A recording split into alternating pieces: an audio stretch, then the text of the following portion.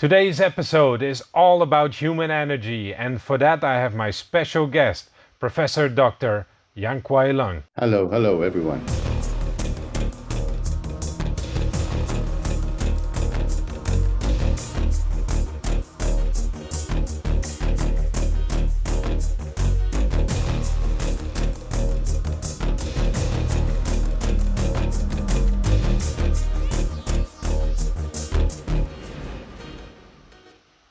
Another Friday, another episode, and thank you all for watching. Today I have a very special guest. Is the professor that we have already talked about in my previous interview with Nancy Wong, one of the students of Professor Leung, and today we have an interview with himself. So thank you very much for being here today, Professor. Thank you for inviting me. Yeah, I feel very privileged to have this conversation with you today. I would love to get into basically your background today and try to figure out if we can get a little bit of handle on what it is that we actually what we talk about when we're talking about human energy. Okay. What because at the end of the day, I know everybody's talking about energy and this and that, and I would say, all over the world. So from my point of view, I have spent almost my entire life looking into this term like energy work. What is it, and this and that?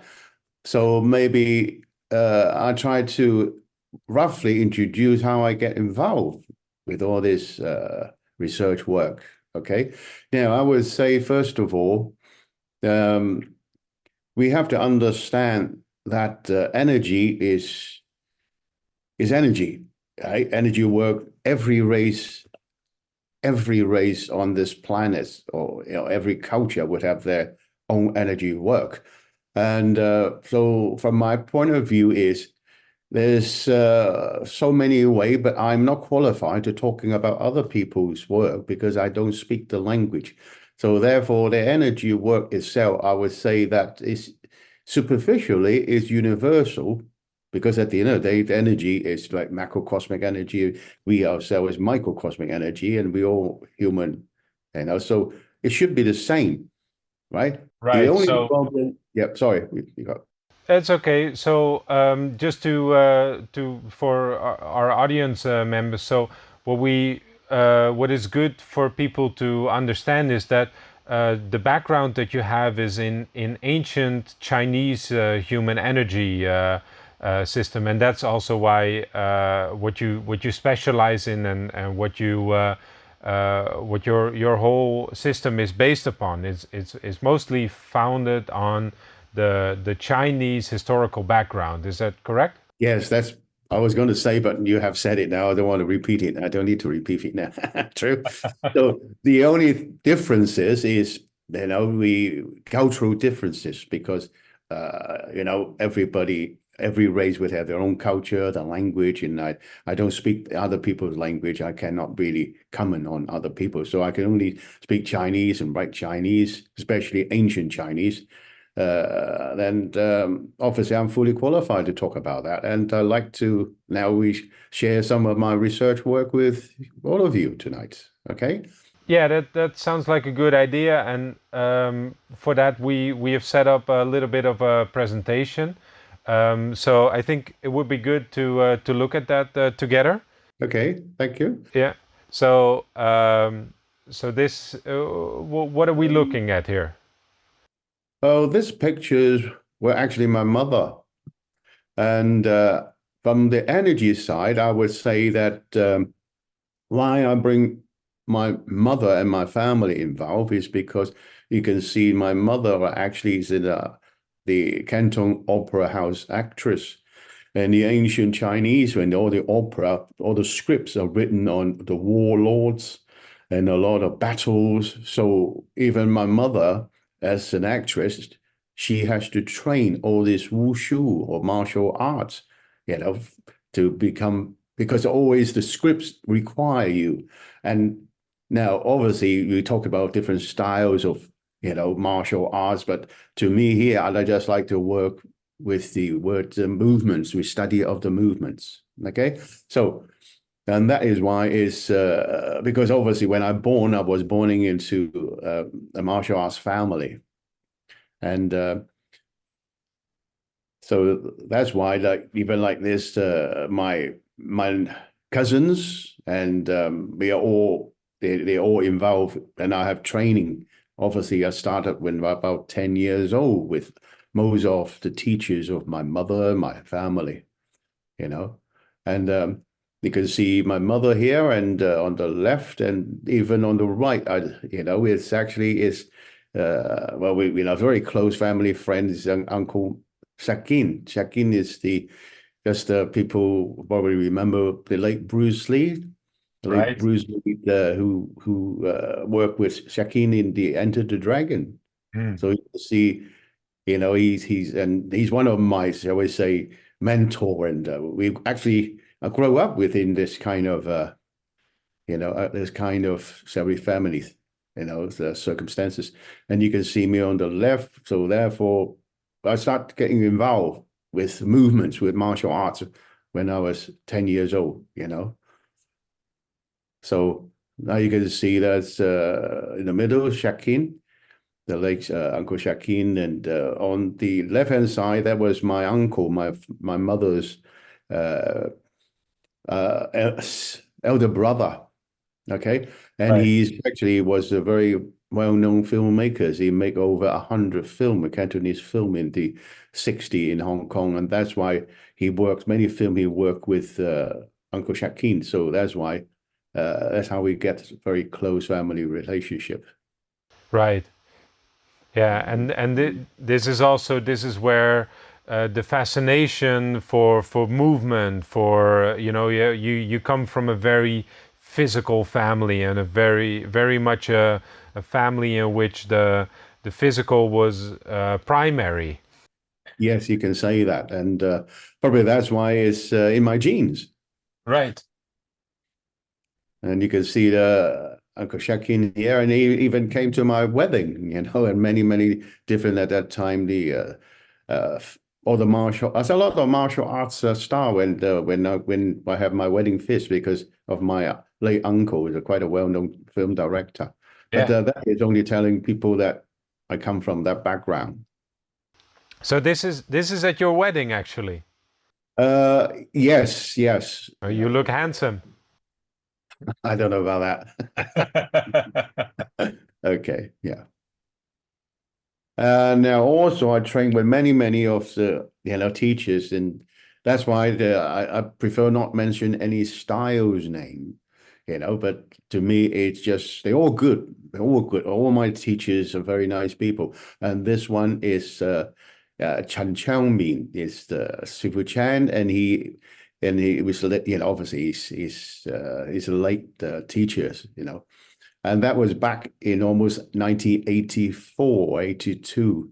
And he was the chief instructor of the Guangdong and Guangxi province, the Wushu Academy. And I've been training there, for a while when I was young.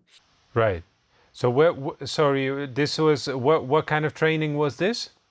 Well, they call it wushu now because from the Chinese government in that wushu team, and everything wushu is martial art.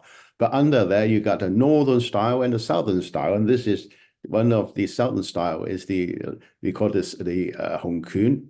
So there's many different style I train. But like I said, just Just training. yeah, Yeah. Yeah. Yeah. and you can see me training in the academy and things like that. Okay. It's a good action picture. Yeah, and attend a lot of these competitions when I was young in China, to get more experience. And in 1973, I have a good opportunity to, to go to London, obviously to study in the university in the North London Polytechnics. Yeah. And at that time, and I was already teaching, these are my students, and that is, back in the 1975. And then these just some of, the images, so my martial arts training actually always continuation, like, and this is one of my earliest school. I built it in a little garage because I teach when I was in the university, and then first of all, I obviously training the gymnasium, and some of the people likes it, and we just get together. And later on, I've got myself a little, shall we say, a school, and put it together in a little garage, and I can teach at nighttime and also a weekend when I don't have to attend, the classes in the university. And these are the small group. So that was now this is 1976, and I have various different group in that time. And I got a very big school at that time, very, very big school. So like I said, because I mentioned about this because you'll see it in a minute, the energy of a physical energy actually propel my, shall we say, my energy. We all talk about energy work. Now, this is musculoskeletal energy, isn't it? Okay, yeah. So this is you in the middle, right? In the yellow dot, yeah. And these are all of your students that you accumulated in the 10 years that you were in London. Yes, yes. This is only one group. Right. At that time, I got about 3 groups, and later on, I got about almost like 6 groups all over, not just London now, all over the country. I was traveling around. But we'll come to that in a minute. Yeah, you can see. The next program is also aspiring, performed by 2 of our Sifu, David Davis and Michael Owen.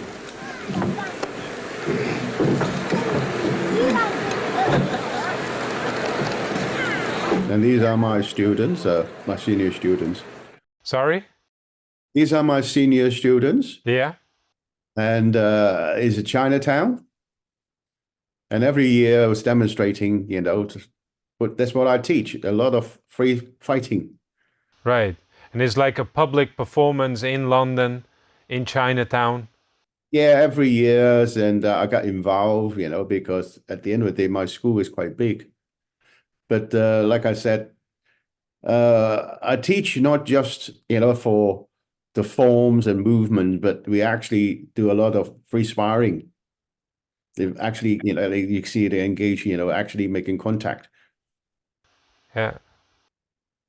And I push my student very hard, so that's why later on we'll come to our musculoskeletal energy bubbling up. Yeah. And then become emissions of energy. It's a big turnout too. It looks like it's a big spectacle back then. People would like to watch it. Yeah, so there was thousands of people, and every Chinese New Year, I was invited by the Chinese Association in Chinatown to take part. So, it was my humble, shall we say, performance. Yeah. Yeah. And not only I just train with many, many different, the Sifu and things. And when even back in the 1980, now I finished the teaching, I finished the university in 1978. And then I start traveling. And this is 1980. And the first time I end up in Shaolin Temple, we all heard about Shaolin Temple. And I even went back to the Shaolin Temple for, quite a long time just to learn about martial arts. Right. You see, this is 82 or 84, can't remember now, but 84. 84, yeah. These are obviously the senior monk, and the one that sit in the middle at that time, there was the abbot, So I was involved with Shaolin Temple many years, and obviously I'm learning. I'm a student, so I got involved and in the martial arts, but obviously it's the external martial arts, which I explain a little bit. Okay. Can I just ask, why did you go back there? What was it that you wanted to learn there? Well, obviously the Shaolin Temple has a very, very long history of very good martial arts fighting. And like everybody else, we just want to pick the best, isn't it? Improve, yeah, A teacher. yeah.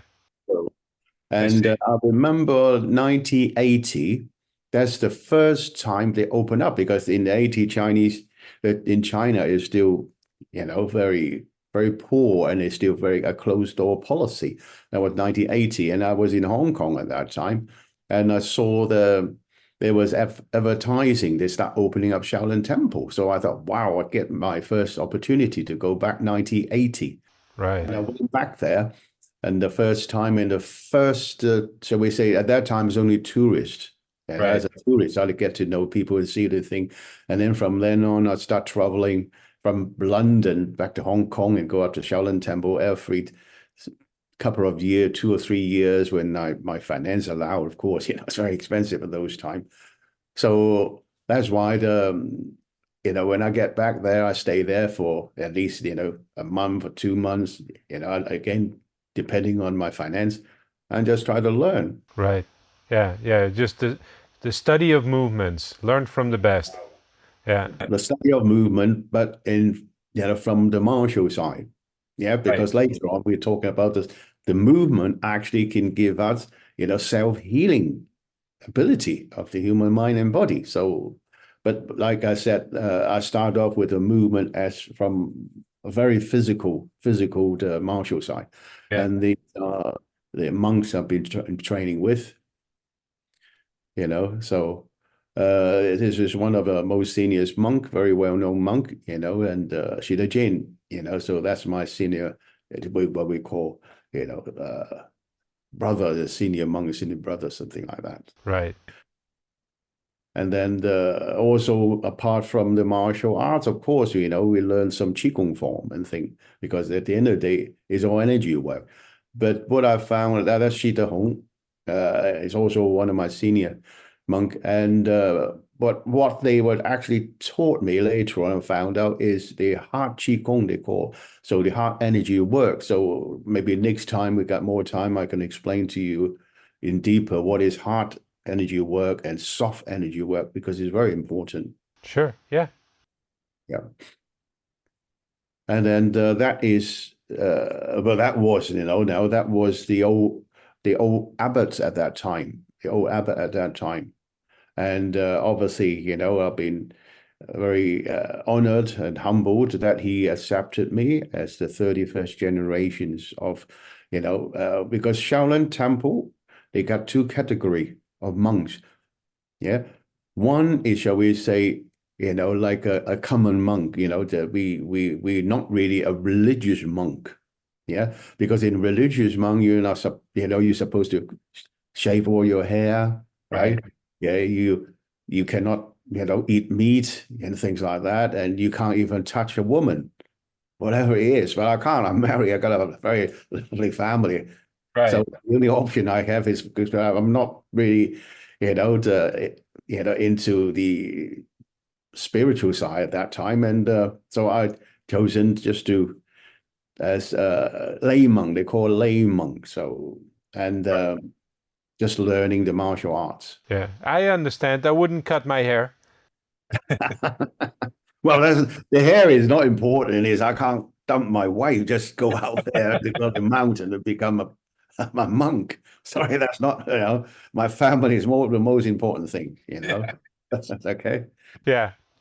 And then this is back in the 1999, and you can see the middle is the present today's abbot, Yongxin, you know.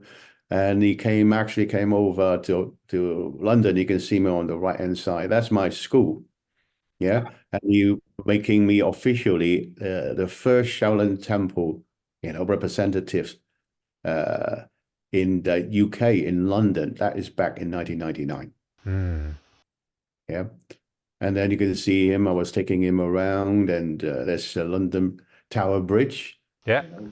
And yeah, I had a very, very, quite a long, shall we say, training relationship with the Shaolin Temple. And you can see from the part that because I also have the chance at that time that to get involved with all the spiritual things, spiritualism, because I was ignorant and I don't understand what energy works about. So obviously all this qigong and all this neigong, they're all human energy. So I was there, and I was have the opportunity to look at all these Zen Buddhism and things like that. And since there was the Chinese side, and I was very proud to introduce obviously in London, he came over to London, and I have the opportunity. Some of my Indian students would try to to help me to find the nearest Buddhism. So because they got so many different religions, isn't it? So, and the nearest to the Chinese side of the Chinese Buddhism is Hare Krishna. Right. And you can on the left hand side, the fitting, the one of the Hare Krishna, and the other guy in white, that was the abbot of the Hare Krishna in the temples in London.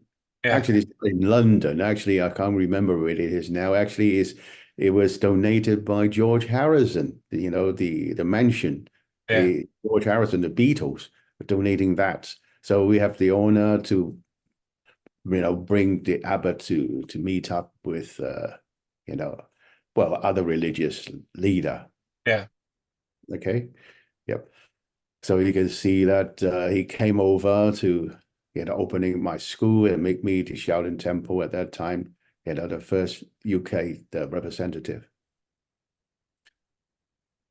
And this is my teachers, my Sifu, and he was the old abbot, but you can see he was quite the young abbot took after him after his death, but that's where the old abbot accepted me as a 31st generations, and my Shaolin name is Shitalong. Ah, yes. Yeah, audio ceremony. Yeah. So I take it that so in the 1990s you were actually involved as a Christian yourself, because I know you were raised a Christian. You were involved in. I was raised not in 1990. I was raised when I was born, because my family, my mother's, the opera house, they were actually Christians when they were actually in Hong Kong. So I was raised when I was very young. I was Methodist. Yeah. No, what I mean is in the 1990s you were involved in gathering all these different elements of the different Hare Krishna and the different elements from I would say that I have a chance to, because it's interesting of this energy work, because energy is something we don't see it, we don't touch it, we cannot smell it, but it's there. So a lot of time that, and I thought, these energy are spirit.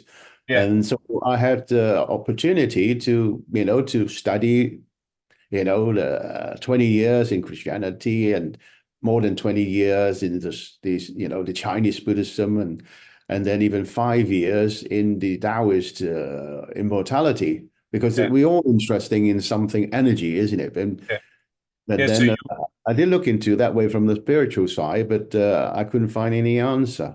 Yeah, so you would think that there would be a knowledge base in all these different. You would think that there's a knowledge there about what is energy, what is what are we talking about when we talk about energy? Exactly. So like last film, you saw me doing the steel jacket. Right. Now, obviously, from that point, it would be quite interesting. Is so some, and I thought is, oh, the guardian angel, right? Or you can see Buddha look after me or something like that. So I'm ignorant about this, but I'm interested in this. So that's why I look into from the spiritual side. And Yeah. then especially later on when my energy bubbling up, I put out my hand and all my patients at that time, she start going into different, shall we say, we call it animal, like a spontaneous reaction. So that's why some people call me Doctor Strange, who turn people into animals, right? Yeah. So the next time when we can go more time to go into how it happened. And that's why I trigger my really interest in find out what happened there? Why does it happen? And can we control this energy things? Yeah. It's all connect. Yeah. Let's see if we can have a look at that. So we still have this picture. Yep. Yep. So yeah, whenever you're ready. And now these are my official. Now, in people are all talking about Shaolin monk. Okay. Now I may take this opportunity because there are a lot of fake monks around. In China. Okay. Yeah. So even in Shaolin Temple, everybody call you, say, oh, you're Shaolin monk, I'm Shaolin monk, and this and that. So now, when you actually, registered with as a real Shaolin monk as such, right? A lay monk within the temple, you will have this pass. They will give you a pass. Now you can see on the pass, I got my name given by my sifu, and I got a registration number. Okay, so anybody want to check my, am I, really a 31st generation Shaolin monk? Yeah, you can, because that's the number registration there. You can phone up Shaolin Temple, and you can check if have I been, accepted, and who was my, teachers and things like that. So next time, all you have to do is just ask to see their identifications. Right. Okay. Yeah. And then apart from Shaolin Temple, usually my trip, because that's why a lot of people say that I'm mad. I was when I was young as well. And obviously spent a lot of time traveling, spent a lot of money just trying to learn about human energy, right? So apart from that, because one of my lesson, right? Yeah, one lesson, I have to travel backward and forward 20,000 miles. 20,000 miles. I have to fly from London because, my family's in London, right? I have to, I have to fly from London back to Hong Kong. And from Hong Kong, I'll fly into Zhengzhou, the city, one of the city, whichever the largest airport at that time. Yeah. And then from Zhengzhou, I have to, take the public transport to go up down to the Danfeng province. In the Danfeng province, and I have to hire a car, right? And also obviously a driver and also a translator because the Henan, those people, they have the Henan accents and I couldn't really understand. So I have to hire, right, a translator to come up with me. And then we drove up to Shaolin Temple. And then after I trained at Shaolin Temple, because this is Chan's village now. Suppose, the Chen the Chan's village, the birthplace of Chan's Tai Chi. Okay. And that's at that time was 7 hours drive from Shaolin Temple right down to there. So since I make such a long journey, of course, I'm not going to, waste any more time. All right. It's a little bit extra. So extra time, extra money. And after always training with Shaolin Temple, I always, asked the driver to drive up to Shaolin, the Chenjiagao, the village, and study, the Tai Chi, Chen's Tai Chi. And this is my first Sifu. And he was one of the top 10 teachers in China, rated, And that's how I get involved with these internal martial arts now. Okay, and you can see me, I was young and study with other, teachers, So can you explain, elaborate maybe a little bit on what do we have to think about when we talk about internal martial arts? Okay. Well, we'll take some time, but I'll try to shorten it. Yeah. Sure.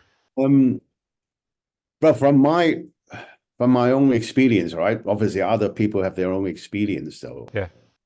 From my own experience, like I said, I was starting when I was young, 10 years old, and learning, all the martial arts at that time. I don't know what's internal and external because I didn't make it up external, internal. It was, you can see in all the old scripts, ancient texts, they already, classify, oh, these styles are external and these styles are internal. Ah, Yeah, so my experience with it is like the Shaolin Temple and a lot of other, style. Now, the external, from my point of view, my own experience is first, you can classify as training of different muscles because the study of movement. So we have to understand the body. So even the muscles, now today we can use it looking at with the anatomy. So when you talk about all the muscles and things, okay, yeah, that is slow twitch muscle fibers. hmm. So a lot of the time that the ancient Chinese, obviously they use different names and address that.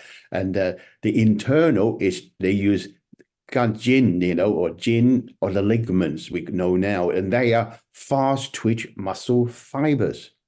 Okay.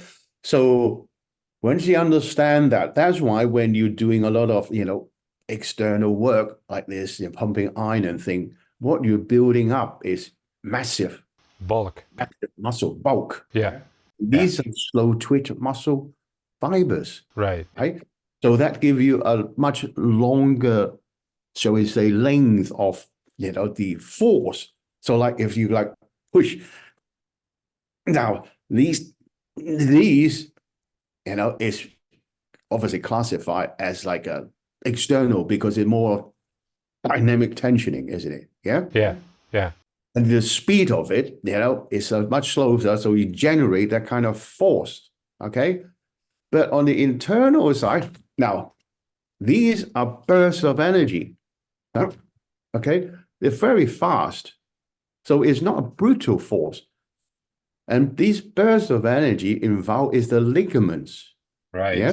And so that is why, when I do a long time of study, and I found out that that's why the internal martial arts usually is for, shall we say, very slim build Yeah. of male.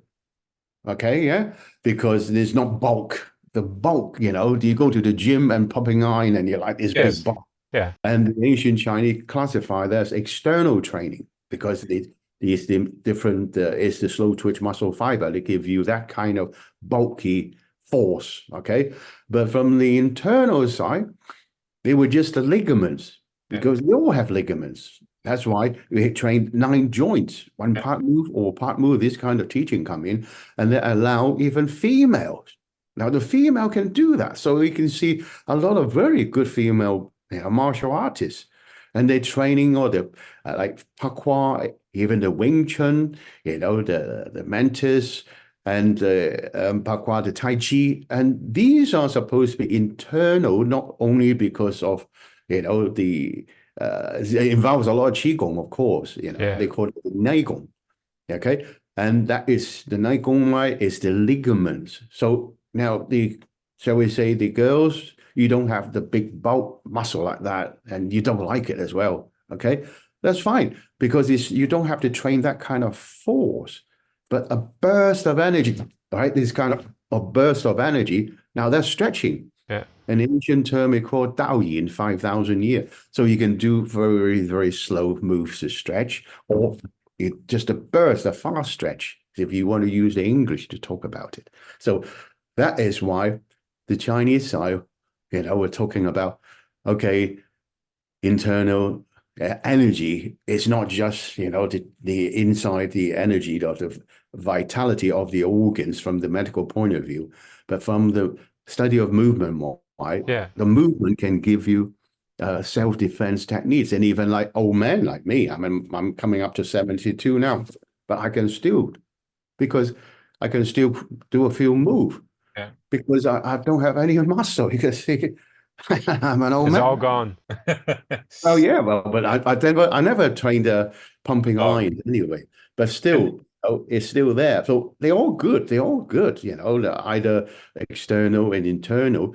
But the internal also offer a self-healing medical value, and that's where my the research started. yeah, When I train all you played it the steel jacket already, and my energy bubbling up, and because a lot of injuries obviously when we train these people call it contact sports or whatever they call it, but you have to really engage. That's why I show you all the free sparring of my student, because that is martial arts. yeah. You cannot talk about it, you must do it. You know what I mean? And of course we incurred a lot of injury.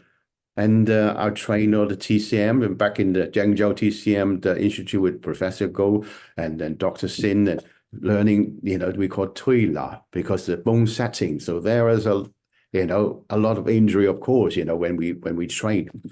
And then the strange thing happened. I didn't realize, and I started putting my hand and treating the patient, and this so-called spontaneous reaction coming out. So, so it was at this point where you started learning from this Sifu, you started learning this internal type of martial arts, where you started doing this fast twitch muscles, where you started exercising that you started to understand that within you, you started generating more energy within you, and you could steer this energy, and you could apply this energy. You can say that, but there's more involved. It's more Right. involved. Yeah, of course. I simplify it. I Yeah. know. You're correct. Correct. Yeah.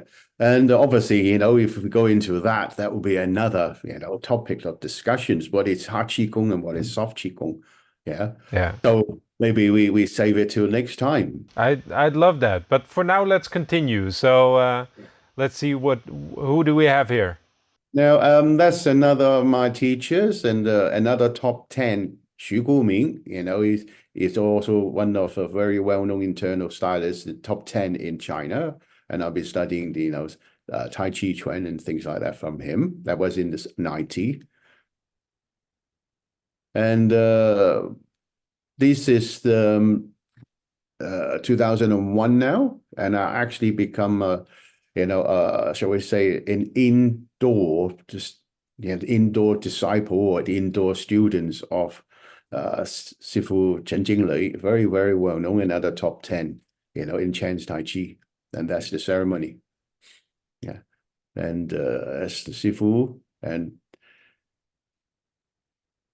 again, a lot of people would claim to be this, his student, of course, and but also just to prove that every one of his students, which they are indoor students, we will have, recognition certifications, and with, his signature, you can double check, just phone them up and ask them and quote the number.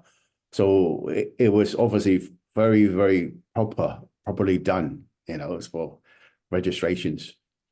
And you can see, training, he was teaching me. And here you go, so I have loads of different teachers, but they're all good, they all taught me, a lot of things, Yeah. So I think next up, if I'm correct, we have the steel jacket, I think. Technically, Qigong forms can also be trained in a more dynamic way. This steel wire form from the Honjua Chuan is a hard Qigong routine.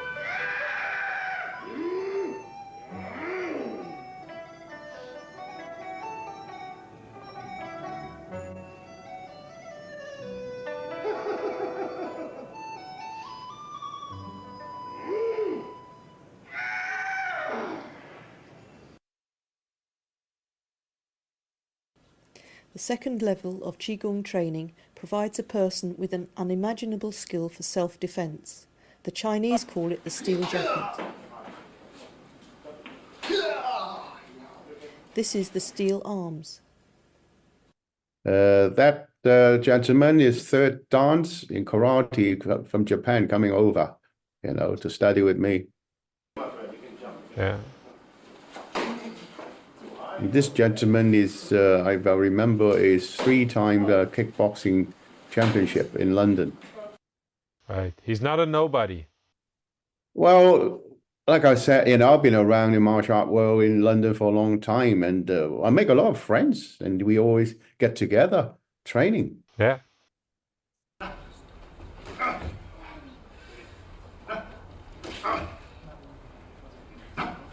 So this is important, Yep. It is surprising that the impact did not break the thin ulnar bone and smash into the skull.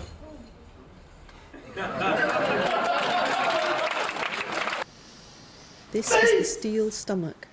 The steel jacket withstands heavy punishments. This gentleman is fourth dan in Jiu-Jitsu. That goes on in the background, and I warn you not to try any of this at home.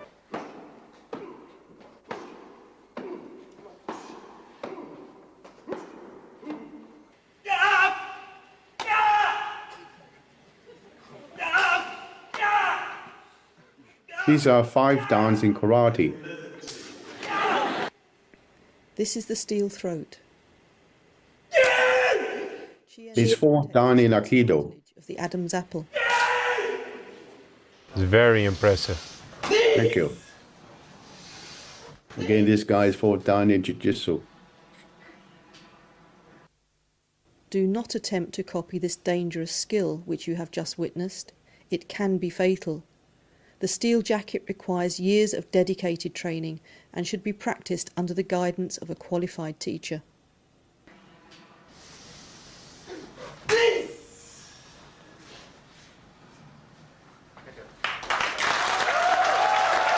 Do you think he's all right? He'll be okay. He'll be okay. That man's got a stomach like mine. Steel. That is the UK television. Yeah. This now is obviously, again, another level of training, the burst of energy, they call it inch power, from very short distance. And you can watch it, Sure, yeah. It can be used to energise the offensive 1-inch punch as made famous by the late Bruce Lee. However, please note that the body should not turn sideways. An elbow punch is not a 1-inch punch.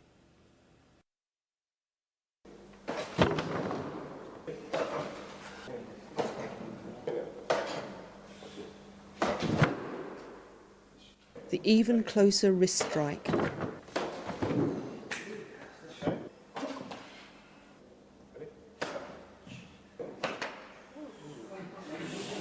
More superior lateral forward strikes are energised from the spine. Yeah, open my forearm, open the spine, and my spine muscle contract. And here go.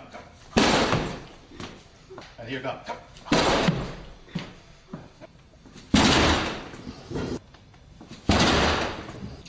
Yeah, I'm relaxing. I'm not contracting. Funny when you relax, you have the power. Do you believe that?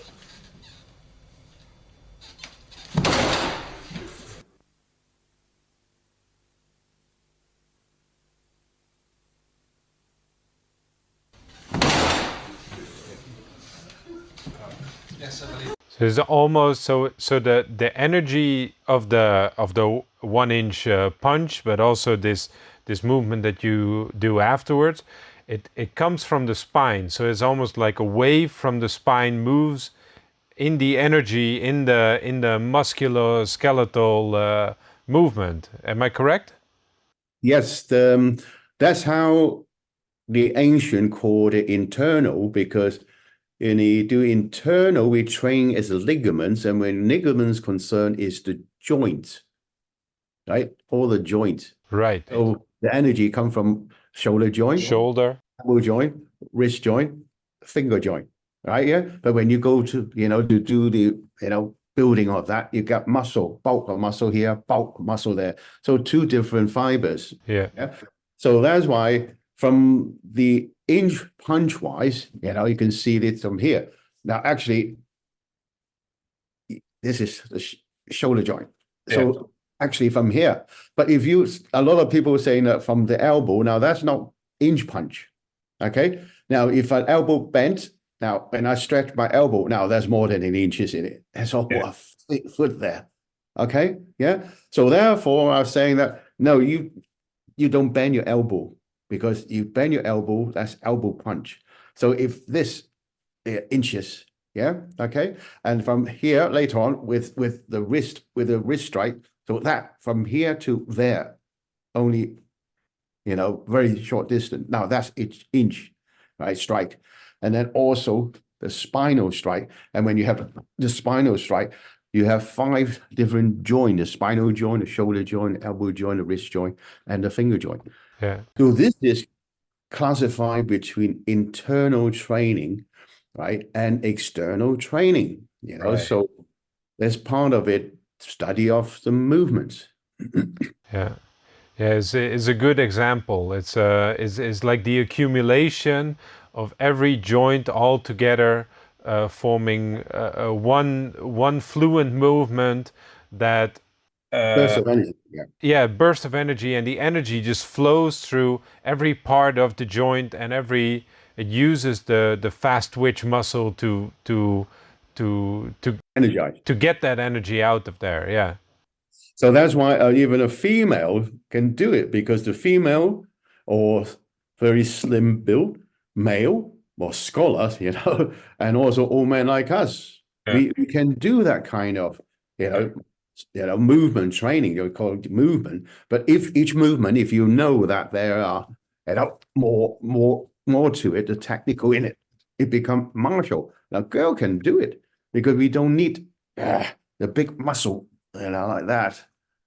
So that's why the ancient Chinese called it external training and internal training. Right. Also, later on, the internal, all the organs, right? Organs, they are muscle as well. They're not staying still, are they? So when you talk about musculoskeletal energy, so don't forget all the organ, we are muscle, they are cell, right?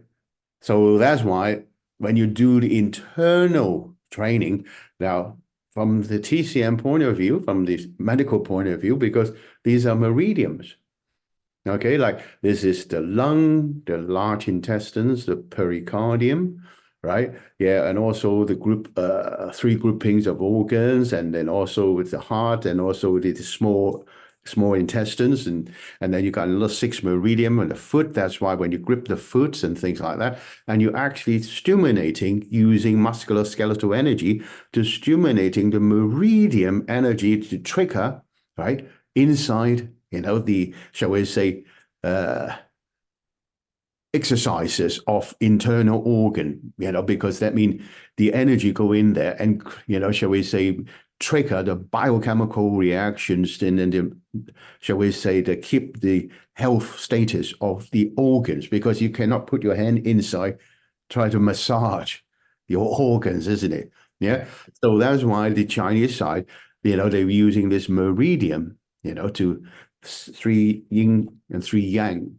So when I stand up, there's another, 4 different joints: my toe joint, my ankle joint, my knee joint, and my pelvic joint. Okay, so there are 9 joints, and that is obviously that is the main difference between internal training and external training, and that's from the medical point of view. Right. Yeah.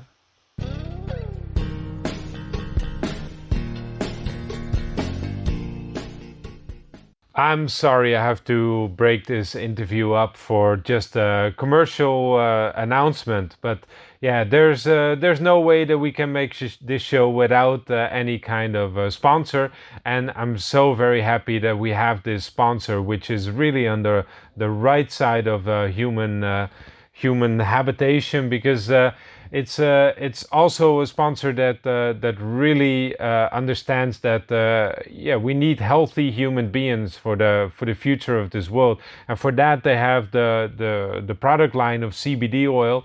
It's the cleanest CBD oil that I have ever ever encountered, and I'm so very happy that that they're able to be on our side. So if you have any needs and you're not a student of Professor Yan Kwai Leung yet, or if you haven't had any energizing by him, for the rest of us, we still need all kinds of external little bits that will help us get through life. CBD oil is actually it's a really good and clean medicine to have in your medicine cabinet. So if you don't have this, you could even be for any kinds of issues that you cannot foresee yet, or maybe if you're a female who has cramps every month, or maybe if you're a person who has trouble sleeping every now and then, CBD oil is definitely something that you want in your medicine cabinet. So go to organicacbd.com and use the code Paradigm Shift. You get a 5% discount. Not only that, you're helping support this show, and while you're supporting this show, you're helping to get a great producer of good quality CBD oil to stay in business. So it's a double win for all of us. So please, if you have any CBD needs, go to cbdorganica.com, or actually it's the other way around. It's organica-cbd.com. Use the code Paradigm Shift, and you'll help out the show. So we'll go. With that said, we'll go right back into this interview. We have. This is the tiger movement, a reaction to. You want to talk about it first? Yeah, let's see. I didn't know that this was coming. So but I know what this is. So once we utilize this energy, once we start to understand that this musculoskeletal energy that we can utilize within our bodies, you said you started to notice that your energy started to bubble up inside of you. Can you tell us a little bit more about that, of how, when you first experienced that, what did you experience? What is and what was the outcome of that? Okay, now that's why I have to show that my martial background, because I learned all the therapies, all the therapies in Tui La, bone setting, and TCM, because that's internal training. And from the medical point of view, to look after all my students, we got injuries all the time training martial arts. Right. And energy building up. Now, it happened to every one of us. Okay, so don't panic. But before, I didn't realize that was only energy work, because strange things going to happen. And all my students all over the world now is reporting the similar, scenario or phenomena which I've been going through, so I can explain a bit more. Now, first is what I noticed was all the electrical appliances, they started burning out. And I remember those times, and I put on the light switch, boom, all the light bulbs start popping out. And then I burned 2 VHS, those tape thing. Yeah. Boom. And then the 1 television set. And then it was so bad that my wife actually said to me, well, you better, start wearing, a wobble cup, or tell me to switch the electrical appliance off, because, also disrupt all the computer at that time. Yeah. The old Apple thing, and the computer actually start typing itself. I don't know. I was sitting there, suddenly I thought, my God, what's happening? I thought the spirit comes in. What was it typing? Yeah, it was just moving. It wasn't make any sense. It just A, B, B, B, B, B, C, C, C, something like that. But the whole thing are just typing. And my hand was there, and I thought, what? And that is why, I was really frightening about that, because that's what I thought. Well, my mum had my guardian angel, and what about the opposite side? It could be a big devil, because it's energy. Yeah. So at that time, I didn't realize it now, and even when I walk past the street light switch off, boom, and then it walked past it, looked back, it came back on again. So all these kind of really weird things happen. I don't know what it is. But then later on, even like today, I had a group of doctors, medical doctors in the Western medicine and in Argentina. And they were reporting that, they keep on having the same thing. Yeah. And one of them even showed me a picture that she was putting on the oven and the oven just blown out. And the other one blown out a blinking refrigerator.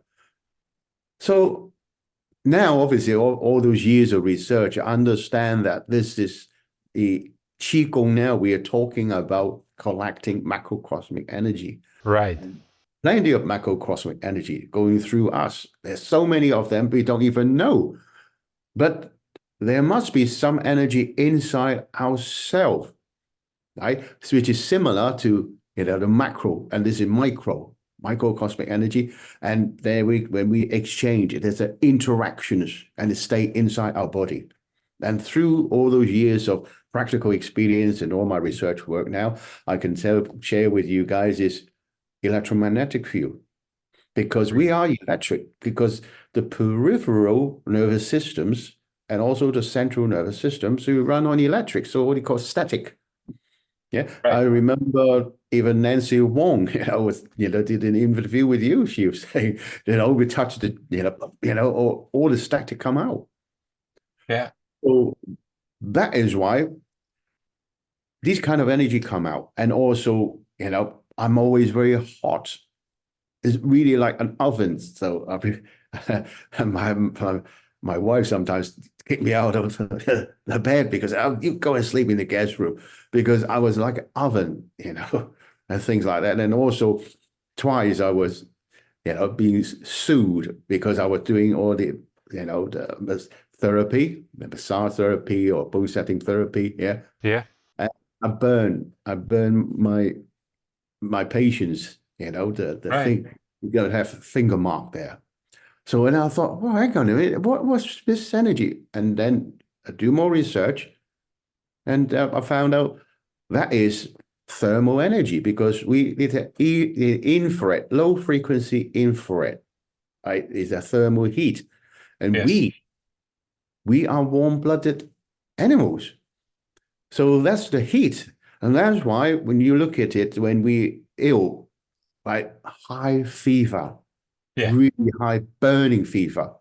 And that's relating to infrared, So why? Because the fever actually killing all the bacteria and viruses, which obviously cause our illnesses. And that's, I put it together from the ancient side is the heaven energy is the electromagnetic field. Of course, coming out from the heaven. That's why they call the heaven energy. And then earth energy. And there's a lot of what's underneath, lava. The entire planet is built on lava, the kind of heat coming up, and we picked it up through our bottom of our soul. That's why Zhuangzi, 2,600 years ago, he was saying that, this energy worker, they can breathe, with the energy from the ground. And now, of course, we know that because it's an interaction now. So that's why I start learning that, all right, the energy that we collect, can be, shall we say, interact inside. So outside is, you got electromagnetic field, electric is our neurological, electrical energy. We can interact, and also the low frequency, infrared thermal heat, because we're warm-blooded animal. Yeah. So these are the major energy. And so the training gives us the opportunity to become a vessel for all these types of energy within us, so we can harness that energy. Yeah, and that's why it's, people can call it, we are conductors.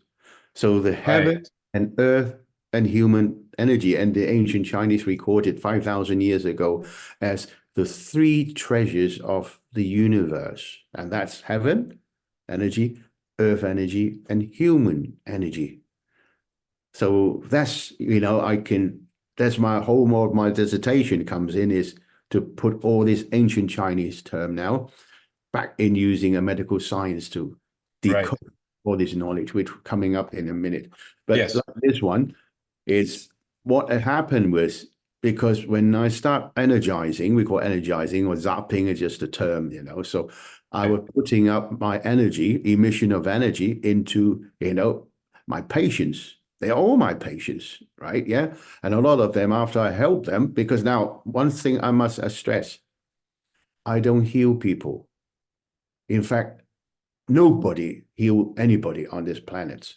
Is the patient, right? Heal himself or herself. It's a self-healing process. Right. If Right. you look at it, the Chinese did say that the white qi, the external energy, and the white qi or the external medicine now, white dan. That means anything outside the body, right? So all this energy, right? You can call it, the electromagnetic energy. You can call it, the thermal energy. And then even you use, in external TCM, you're using all the needles, you're using all the herbs, you're using all the drugs. Now, these are outside the body. Yeah. Okay? So then we even call it outside medicine, way down. So these are external stimulations, right? So we take it into our body and then it trigger. If there is a reaction, that's why interactions, and our body is start releasing, we call it neidan, which today we all know the hormone, because the hormone balance our physical health status and our psychological health status. Yeah. And when it's balanced, we're healthy. Yeah. That's why we call it internal training. That's why they trigger the body or the organs to get healthy and balanced, right? And that is why it's so important. There's another major thing between external training and internal training. Right. Yeah. And so when you would do this internal training, you would start to become a conductor for mostly electromagnetic energy, and you would be able to steer this electromagnetic energy and to zap people, right? Yes. Yeah. So I would say that it took me the whole lifetime to actually decode what happened. Is happening. It has happened, okay? Yeah. But at that time I was ignorant because I did not study any medicine, okay? Yeah, because when I was in the London University, Polytechnic University at that time, back in 1973, I was doing architectural design, okay? Yeah. And now I changed over, totally changing over, right? Yeah, because obviously, my career changed, and this thing happened. So that is why I went back. I try to seek knowledge from all the spiritual side and religious establishment. That's why I just said it before. I've gone through all of those, but I couldn't find the answer, right? Yeah. Because, whatever it is, maybe I'm stupid or whatever. I cannot, connecting with the spirit and things like that, but I don't have the answer. So therefore, at the old age of 53, I decided to go back to study because to me, I want to find out what happened there. Things that happen, like you can see now in the video, I just touch the people, or you can say I energize people, I can zap people, and the people turn out to be all kind of spontaneous reactions, and emotional wise, and also physical wise. Yeah. And the ancient was saying that, oh, these are the spontaneous 5 animals and the Yeah. spontaneous emotional outbursts. And I make it happen, but I don't know how. Why happen? So the only thing is, I went back to university to do my PhD, in the research of this internal, Chinese medicine, or some people call it Taoist medicine. And so what you found is when you would energize these people, and we're going to take a look at the footage in a moment, but just to clarify for people what they're going to look at so they don't get confused the problems that people would have internally. So maybe people would have weak lungs, or people would have weak kidneys, or is based upon the organs, and based upon what organ problems you would have, or based where your weakest spot would be at. the type of spontaneous movements that they would portray in their spontaneous movements, they would resemble certain kind of animal figures, right? Exactly. So do you want to talk about it now, or you want to play the film? I'd like to take a look at it, but just so people have an understanding of what they're gonna look at. Okay, so I'll talk about it now. Yeah. Okay. Sure. Yeah. Yeah. This is good. Good questions. So that's why I spent a long time trying to analyze what happened. Now, so when I touch, the person. Now, to start off with, I saying that nobody heal anybody because the body's heal itself. So it's again 50-50s. Some work for people, some another, doesn't work for people. Okay, so always any medicines. So any doctors give you medication, it doesn't always say 100%. Again, it's only 50% work in all different kind of medicine. But whenever it go inside, then the body start reacting. Now, that is, to me, is self-healing. So it's not the doctor or physicians will heal you. They're using the correct tools, the correct methodology and method on the medications, stimulate your body for self-healing. So to me, it's a self-healing, right? Yeah. So now what happened was when you can see it, when I energize or zap or put energy into the patient through meridian points, then that's why we have in ancient Chinese, we have thousands of years of meridian points. Okay.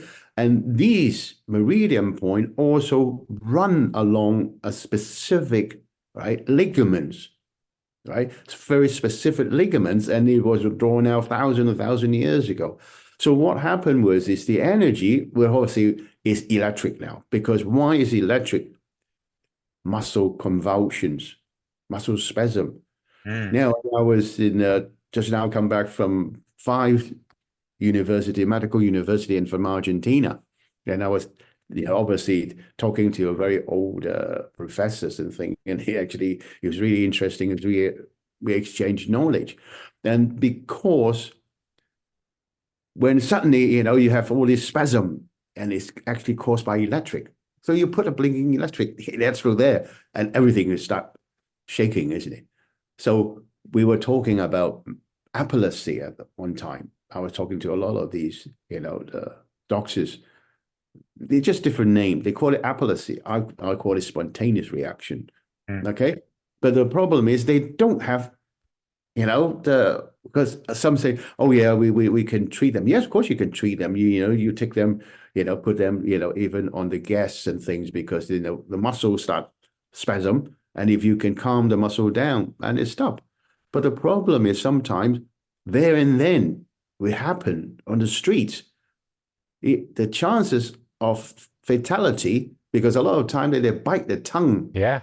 They can bump into anything, mouth foaming and things like that. You cannot wait for an ambulance to come. It probably take about, 15, 20 minutes even to travel there. And that 20 minutes, now that is very, very important because either the guy is going to die within the 20 minutes or not. So from us with the internal traditional Chinese medicine or the Daoist medicine, now we can control that spasm by, shall we say, if it's an electric, we can cut off the electric. So these are technical things now, and that's why it involved, that's why I've been doing it for 17 years, just to even look at all the old texts, and the old text registered all the how we're going to use or what energy point and how you're going to manipulate, that kind of current, if you want, So that's why and we make use of this kind of spasm to make diagnosis, or at least internal traditional Chinese medicine or Taoist medicine, doctors or physician, whatever you call it, right? I look at the patients and through their reaction, and I can make diagnosis of it because of traditional Chinese medicine. You look at the complexity, the skin colors of the patients, and you smell, through the sweat and also, through the urine, and then you ask a question and you take the pulse. That is traditional making diagnosis. But it really depending on the Chinese doctor or Chinese physicians to make the diagnosis. Yeah. If your diagnosis is inexperience, right? Yeah, and is wrong, the entire treatment fail. Okay, Yeah. but from our internal Chinese medicine point of view, I can let you see it in a minute. Yeah, let's have a look at it if Okay. if you want. Yeah. Yeah. Okay. As Shifu Shi Delong injects his healing energy directly into the patient's spinal cord, it increases the breathing capacity and vibrations of the vocal cord. It also triggers the rapid contraction of finger muscles. The visual result is a roaring, clawing tiger or tigress.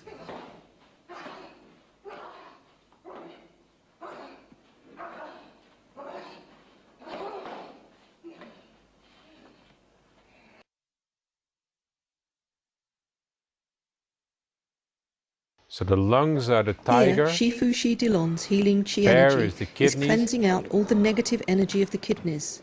This strange reaction appears when different muscle groups along both sides of the spinal cord contract and relax. This creates the clumsiness and the tumbling actions of the big bear.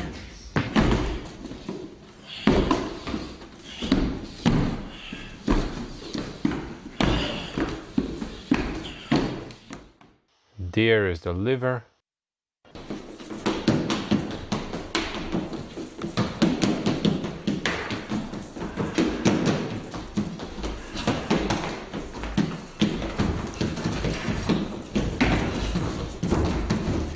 When the healing chi energy enters the liver and its meridian, it triggers rapid muscular contractions of the nerve endings along the leg's energy channel. This reaction creates fast, rapid stamping leg movements, which resemble those of a running deer.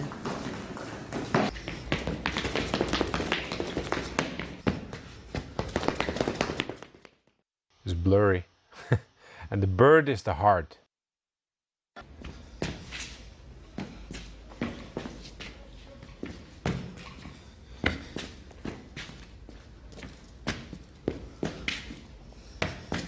It doesn't need much introduction to this weird reaction. This is the bird, which is related to the heart organ. As the heart creates emotions, people who have undergone the bird movements are subjected to very strong spiritual reactions. They all want to fly away, happily and peacefully. And lastly, the monkey is the spleen.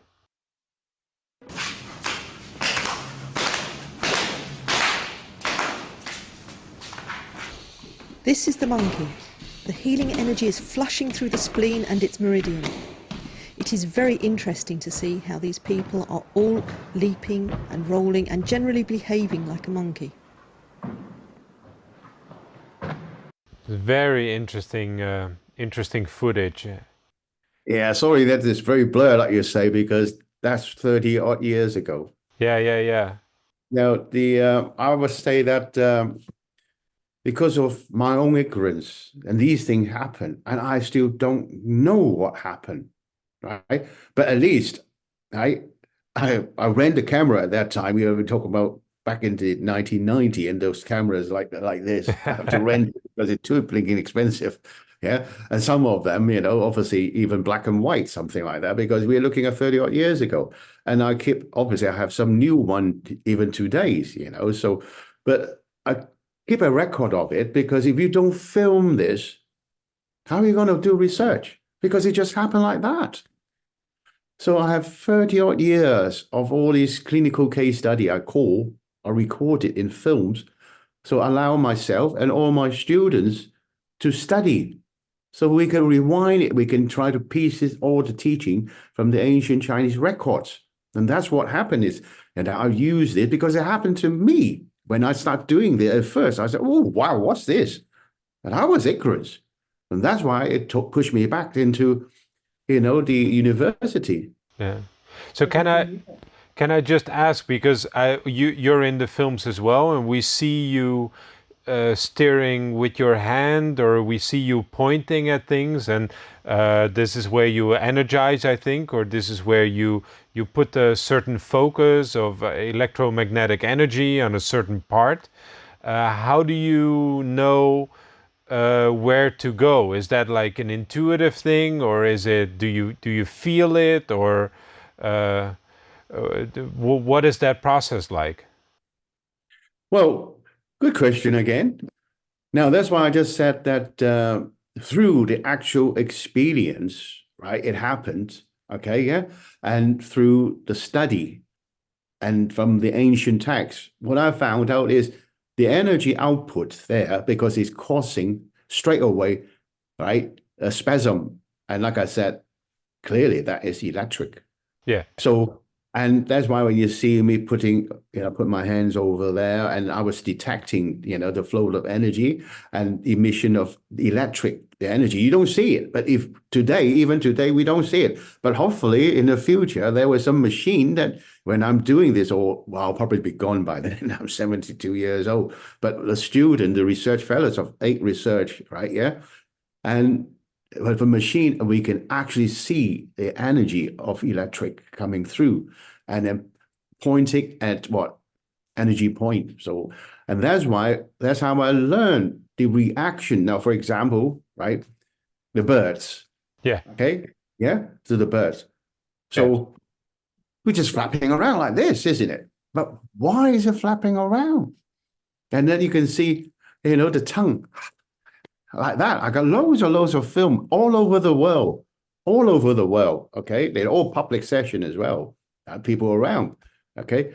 So even some people said, oh, it's fake, well, those times, because in 1990, there's how can you fake it?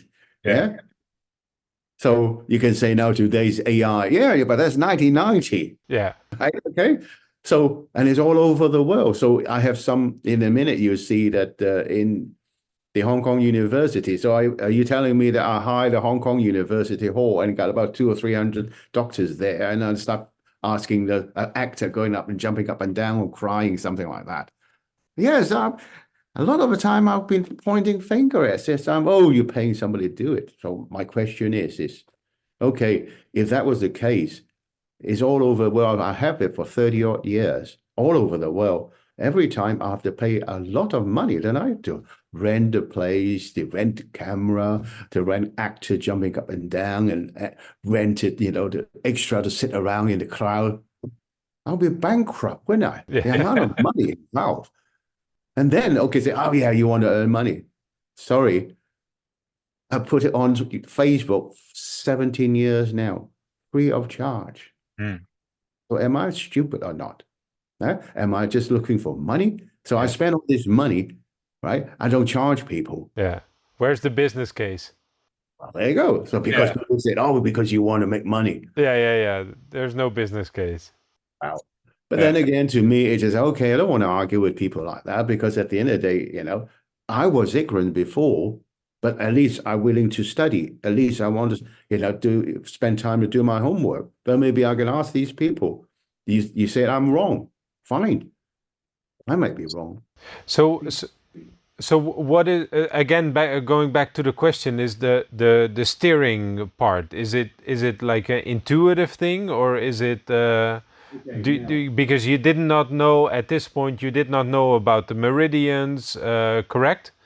I know a little bit, but I haven't gone through the highest, academic, the PhD yet, isn't it? Yeah. But obviously, I've been, like I said, I've been learning Meridian and, all the TCM thing, external TCM, with my martial arts background. There's a lot of injury there, okay? Yeah. But then again, this thing happened. Now I can explain to you as, for example, they have to relay again to Meridian, like the birds. Now this is pericardium Meridian. And this, right, is also the heart meridian. So in the ancient texts, right, that's why, in my dissertation I published, 17 years ago, already I quote all the things that, because of the spasm of these two meridian, right, is coming from the heart. So what happened is you have from the heart energy goes out and trigger spasm of the muscle ligaments. And therefore you got, like this. And then because you've gone through all the joints, so you got people like up and down. And then the tongue, if you look at anatomy, it comes straight out through our heart. It's similar from the cellular level. And that's why you can see the tongue, some of the footage like that. Yeah. And also from the emotional side. Now, these are physiological side. Emotional usually is happiness. People got is hysterious. I got to capture all in camera, all over the world. Yeah. Okay. Yeah. So, like I said, some people say I'm wrong. Fine. I've done my homework. Show me your homework. Yeah. Show me your homework. So this is why it's important that we look at the reactions of the patients. Yeah. I roughly, know that, there's something, the energy coming from the heart, right? Because of the meridian trigger or the spontaneous. And the tiger, for example, is the contraction of the diaphragm. Because when the contraction of the diaphragm, people cannot breathe. Like, so that trigger the larynx, the voice box. So therefore, people, so, and then also the lung meridian. So you have the finger like a claw. You can see, the lady as well. Right? And that's what the ancient was said, right? This is the tiger movement. Right. And look at the lung. Now, it was very frightening. Yeah. At that time, that's why I thought, wow, this must be a spirit, but there's not a good spirit. This must be the devils. Yeah. Yeah, but over time you've seen so many cases, you've seen so many that you start to understand like, this is that, and this is that, and this is, so you start to categorize and you start to film it and you start to understand and then, so I think next up is so after you've done all of this, after you figured all of this out, then what you started to do with all of your experiences, you started to think, if I really want to understand it, I need an academic background. Yes, exactly. Because all those things, people are still pointing finger at me because I haven't got the academic on this part. I'm only have an academic on, like I said, the environmental design of, I was doing the architecture, in the Faculty of Architecture. It was back in 73 when I was young, right? 73 to 78. Okay, but that is not medical. But everything changed. It's a medical point. Now, it's also finally what happened was I put on my hand and I got really good results of the patient coming, thank you very much. Not just aching and here and there. And it start stage 4 cancer. I got successful case in that. And even then, the professor of Bratislava University with the patients, and he know that, wow, why is it? He was sending him home to prepare. And this guy, 8 months later, he's standing right in front of him. And he thought he saw a ghost. He's completely healed of stage 4 cancer. Yeah, stage 4 liver metastasis. That was my first successful terminal case. That's amazing. The professor was asking him, I said, my God, and he said, yeah, I'll come back. I want to check my blood and everything else. So they check all the blood, total clear. All the cancer cell disappear. So the professor was asking his patient, he said, where did you get it fixed? Because that was almost 20 years ago in Slovakia. And at that time, Slovakia is really poor as well because just the collapse of, the Soviet Union. Soviet Union, they're very, very poor. And the professor thought that he went to Europe, like Germany, Britain, and France, or even America and the West for better treatment. And he said, no, I have it done in Slovakia. And Professor Labis. Do you remember what kind of physical form his spontaneous movement took? Liver. And also because obviously there's a liver metastasis.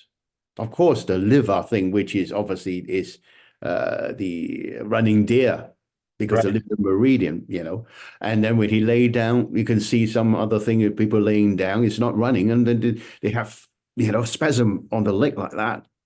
Yeah. Because if you're standing up, of course, it become like a rapid running thing. Yeah. Yeah. So the professor asked him, right, to say, and when he said, who helped you? And he said, no, not from Slovakia, because the professor said, I know all the doctors in Slovakia. And he said, no, it's a Chinaman. It's a Chinaman helping me. Now the professor straight away asked him, because he told me afterward all this, he said, where's the formula? Where's the formula for remedy? Yeah. Because obviously, now if a You remedy become a millionaire. exactly worth of money, Yeah. that's why, that he asked him for it. And he said, no, he didn't use any formula. And he said, what he did to you? He said, I don't know. All he do is we won, like that. I said, just laugh. He said, well, what do you mean? He said he put out his hand all the time, and I don't know what he's doing.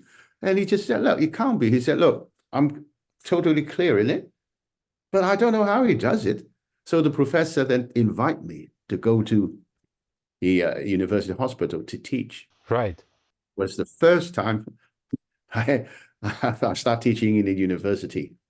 Okay, yeah? Yeah. And the same, we walk in there and this and that, 100 plus, medical professor and doctors there, psychiatrists and everything else. So I was using all the old texts because at that time I was only reading the Chinese old texts. And I said, I collect the heavenly chi and I summon and I suck up the earth chi and I send it out through the energy like that. And then you can see, I always remember all the professor, all the old guys, they was very polite, of course, but they just the jaw would drop. Okay, but they are so polite that they don't want to ask question. It's only one very young doctor. He raised the hand. He said, "Excuse me, sir, can you be a bit more specific, please? I don't understand what's heaven chi, earth chi, human chi, and how you summon this and do all this."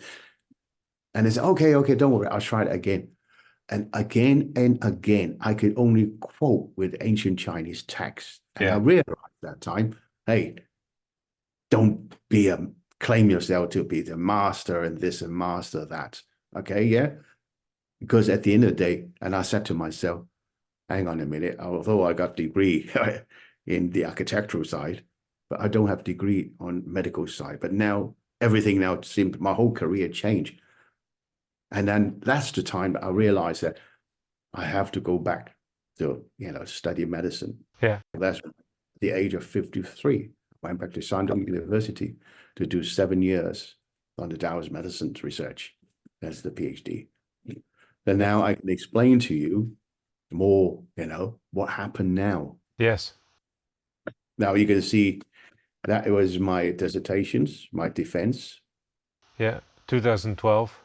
Yep, and finished. You can see there were 7 professors there to, to examine me. Okay, yeah. And next one, there you go, the left one. And also, that is the ceremony. Okay. Yeah. Well, which university was this? Shandong University. Shandong University. Okay. 7 years I was there. Okay, yeah. And then finally, I get to know more about, the medicate, because from now you're talking about a PhD now, a lot of people don't know what PhD is about, right? And PhD, if you log on to Google, will tell you that is the highest academic degree, in a university, right? Yeah. And during my 7 years as a research fellows, because people think, oh, the PhD is a philosophy. Yes, you can say that, but then when you really check out, the doctor PhD, not doctor of MD, that we are still doctors. Why? The philosophy, the PhD actually was a Greek name. And because at that time, thousands of years ago, philosophy only represent knowledge. And thousands of years ago, in the West, you don't have the word science. So actually the PhD is just a knowledge, a doctor of knowledge. And I'll put it, a doctor in research, because we have to do something that nobody else has done before. And to put all this ancient energy work together with medical science. Now, if my defense is I copy somebody, I'm a copycat, I fail. Well, I surely don't think that you're a copycat, nor do I think you're a charlatan, nor do I think that you're a person who is paying people. And one of the biggest things that convinced me is the footage that we're going to show right now, which is we've shown it before in the interview with Nancy.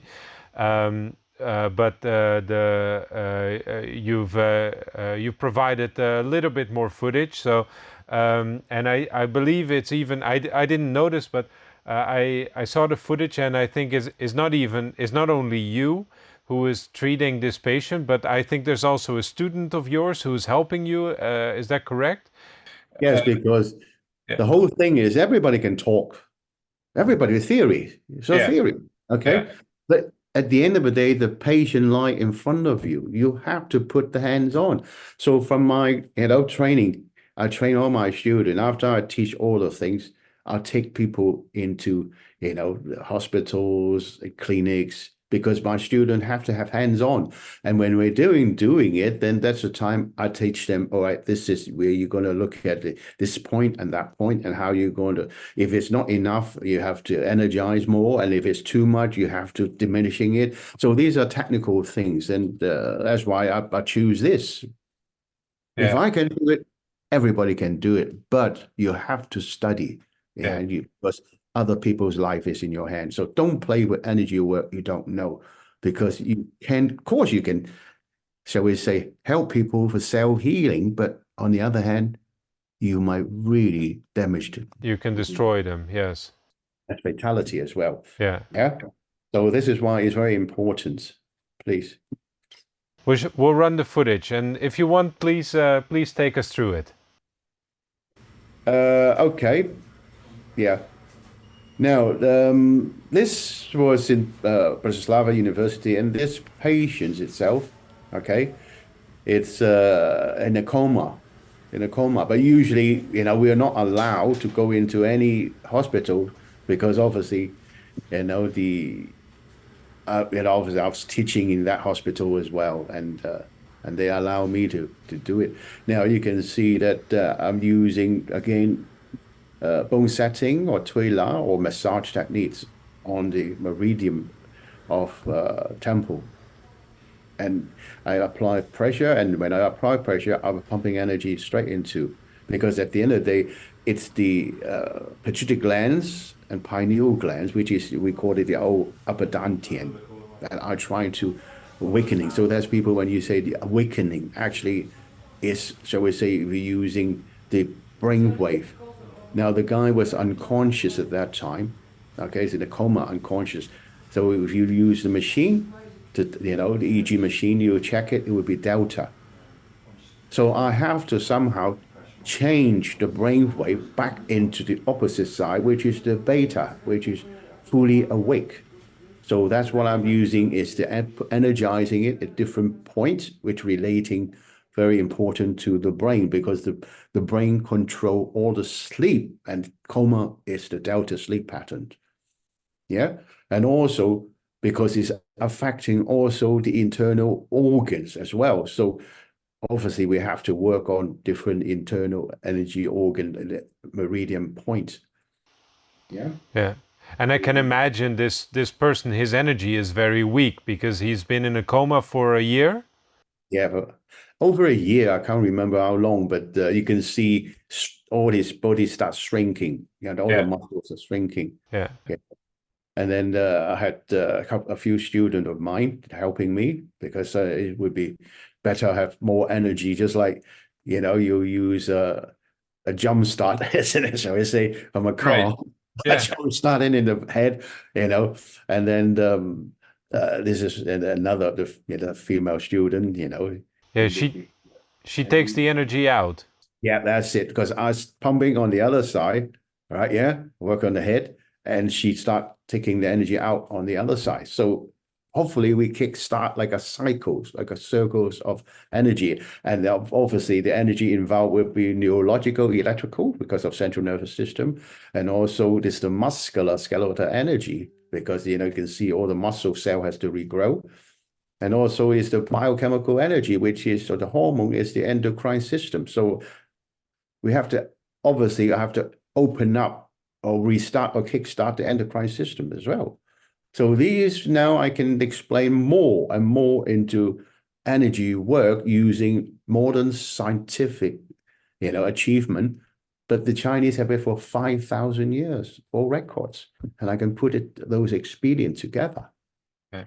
So now I'm forming a curriculum, and I've been working on the curriculum for many, many years, decades.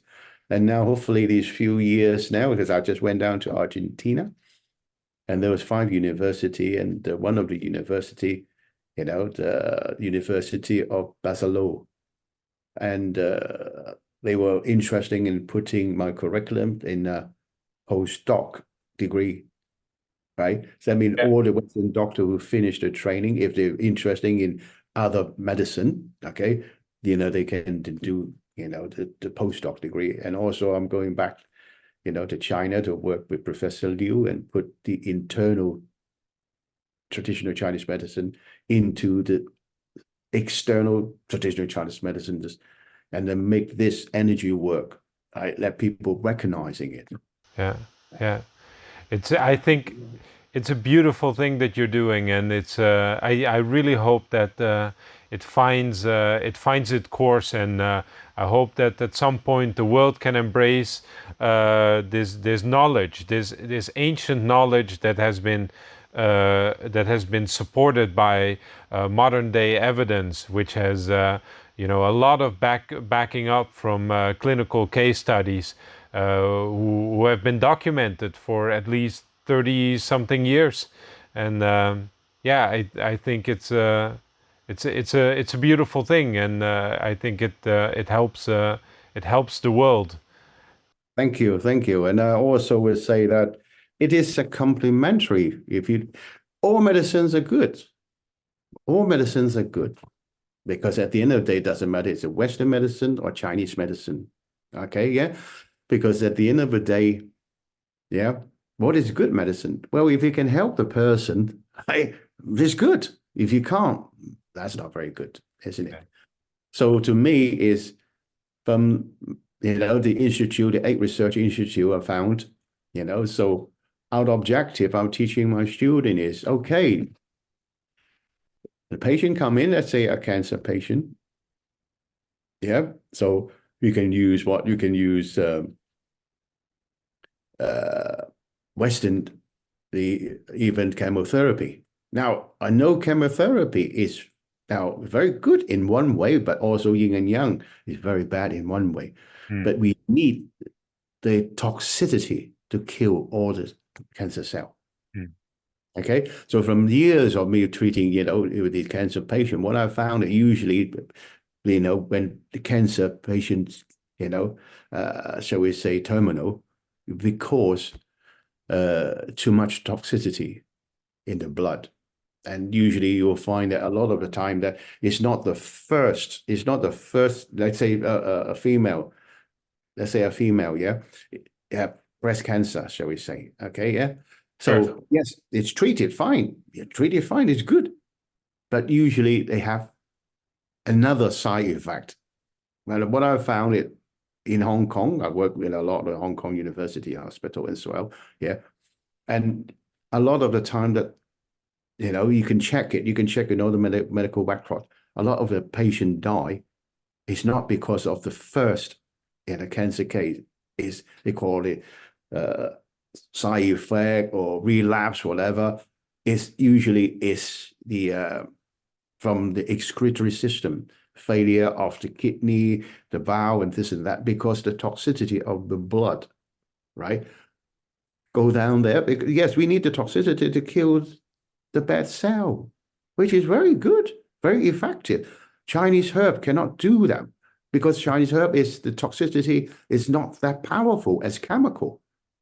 Yeah, but they go in there, they kill all the cell, but it's in the bloodstream. It starts floating around, and they kill all the good cells as well.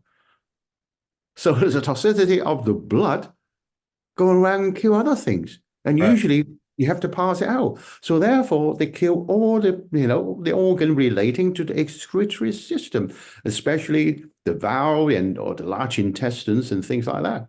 Now, that is what I found is a lot of the people, when I treat them, they cannot go to the toilet. Now you can ask people, it's all on the record, check it out.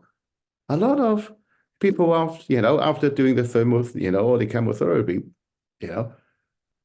cannot go to the toilet because they kill all the good cell. Okay, but they've done the job of killing the cancer cell very, very fast because it's toxic. Poison against poison. That is very important. Right. So we got a good point. But the bad point is, right, it killed the good cell as well. So from that point, and I would say to the student, or the patient, I said, okay, Western medicine done a very good job because Chinese medicine cannot kill because Chinese medicine is natural remedy. Everything is natural plants, right? Yeah. But although the toxicity is there, but not as much because if you eat a mushroom, you're dead because mushroom is poison. But the toxicity is not as high as all the chemicals. Okay.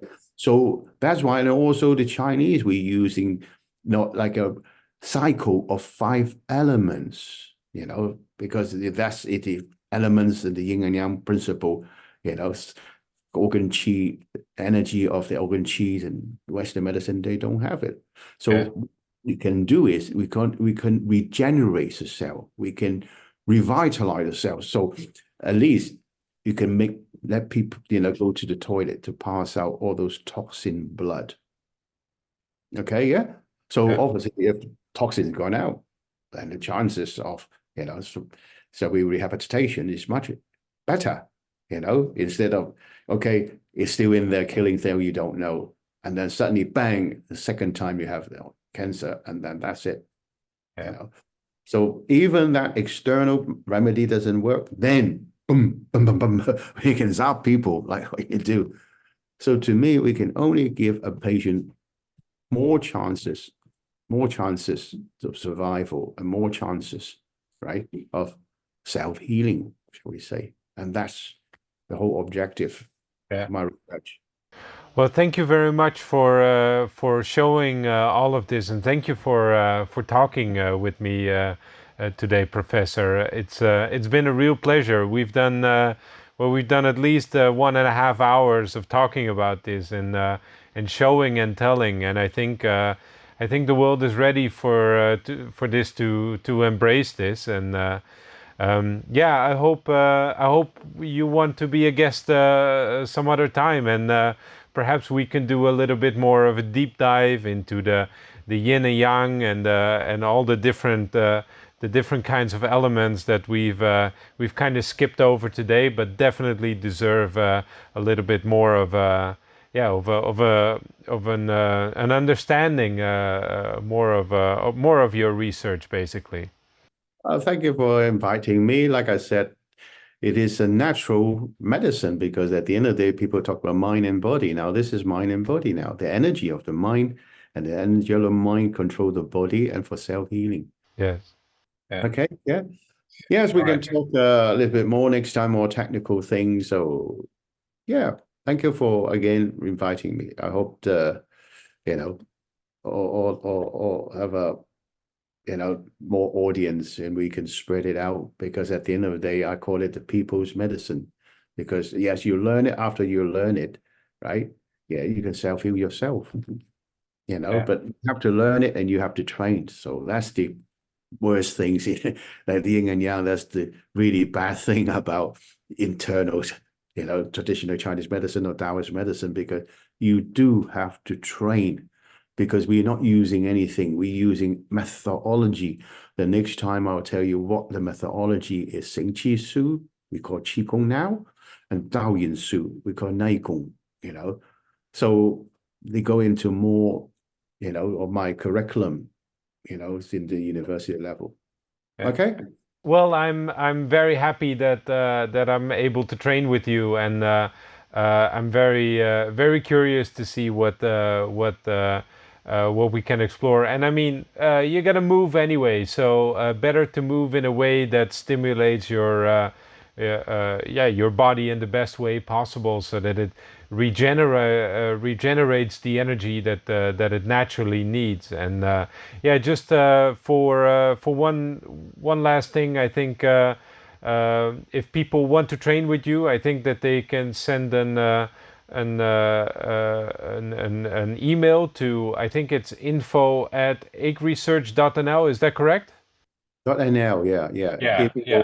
Research.nl, which is Netherlands, Yeah, yeah, yeah. And Yeah, also apart from the self-healing, the study of movements is, don't forget, we offer you self-defense, because the world is not getting it's getting more violence and violence. So that come with all the movements of training, internal training. So yeah, we haven't even talked about that at all. But yeah, the movements that will energize your body and will make sure that your energy will start bubbling up. Those movements, they double on the yin and yang, and on the other side they will double as a self-defense movement. So it's a win-win-win-win situation, I think. oh, I don't know. I mean, I'm only a student. I'm only a student of 5,000 years of knowledge passing down from all the ancient teachers. So I hope that I can help people, because it's energy work. Yeah. Energy work. We're all the same, so we're all humans. So that's why it's just study of movements. I think it's better. And the name I use now in teaching in the curriculum in university levels in English, because now the Chinese side, it will be Nei Dan Yi Dao, internal, right?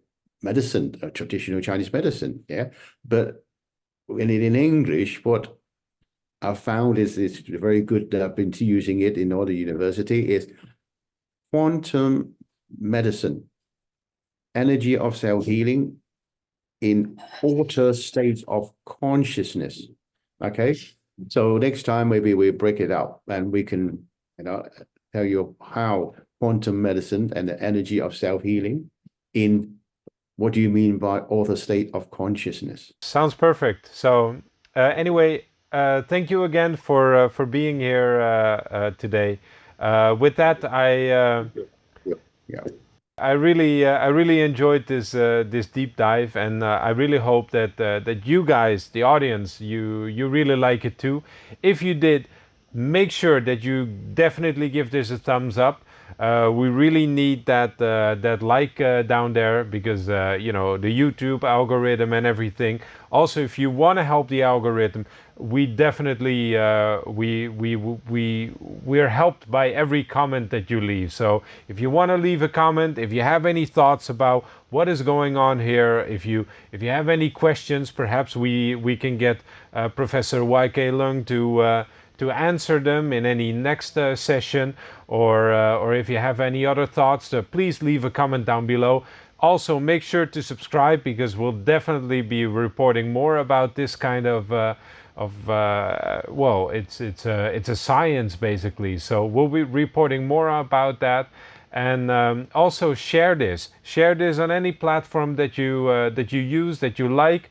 If there's any people out there that you think that should know about this, may it be X, or may it be Facebook, or maybe Telegram or WhatsApp, or anything that you use where you think that there's people out there who should learn about this, please send this interview, send it around, and yeah, we'll start making sure that this knowledge gets around in the world. So, with that being said, thank you very much for watching, and yeah, we'll see you next week.